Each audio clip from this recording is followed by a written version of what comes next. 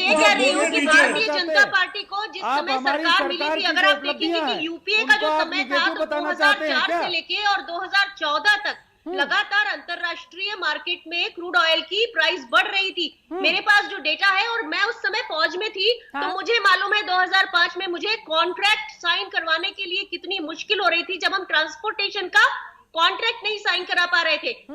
तो उस समय जो क्रूड ऑयल की कॉस्ट थी ग्लोबली, वो बहुत बहुत ज्यादा थी। जैसे 2004 से बढ़ना शुरू हुई, $50 प्रति बैरल से शुरू हुई, और फिर वो 2014 में वो लगभग 105, 106 तक पहुंची, $107 तक पहुंची, 147 तक भी पहुंची। और जैसे ही बीजेपी आई है, एनडीए की जो सरकार थी, उसमें क्रूड ऑयल की प्राइस कम होना शुरू हो गई। इतना माकूल माहौल मिला इनको, लेकिन इनका प्रॉब्लम सिर्फ ये है कि इम्प्लीमेंटेशन नहीं आता। आप कोई स्कीम ले लीजिए, इतने करोड़ टॉयलेट्स की बात है जो रिपोर्ट बताई जा रही है, उसके हिसाब से सच में टॉयलेट्स ऑपरेशनल नहीं है। देखिए, राहुल गांधी के ऊपर चर्चा नहीं हो रही है, चर्चा हो रही है अशिष्टता मत करिए, अशिष्टता मत करिए। सुनिए मेरी बात करने दीजिए, क्योंकि आप इतनी देर से बोल रहे थे, मैंने कुछ नहीं बोला। आपकी आदतें ही खराब है। भाई आप सुनिए मेरी बात। शिल्पा जी, मैं नहीं कर रही हूँ। शिल्पा जी मेरी बात रिमोट से चलने वाली सरकार, किसी यूपीए सरकार जो रिमोट से चलती थी, क्या ये किसी किसान आंदोलन में गए हैं?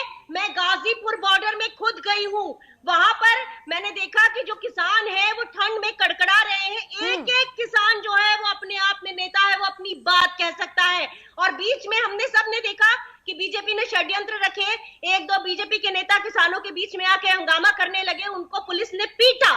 तो ये जो गलत गलत बातें करते हैं, हमेशा हमेशा तोहमत लगाते हैं, षड्यंत्र करते हैं, बहुत शर्म की बात है। और मैं ये पूछना चाहती हूँ कि बीजेपी की जो नेत्रियां हैं वो कहाँ हैं, जो चूड़ियां भेजा करती थी? अब तो घूंघट, अब तो उनको चुनरी और बिंदी भी भेजने को कहिए, जो हालत कर दी है देश की। अब तो चुनरी और देश में अगर सबसे ज्यादा षड्यंत्रकारी अगर किसी की सरकार रही है तो कांग्रेस। शुक्ला जी हैं, यूपीए घोटाले का जिक्र आपने किया। अरे जब आपसे जनता से जुड़ा सवाल पूछा जाता है तो उन्हीं से जुड़ा हुआ जवाब दीजिए।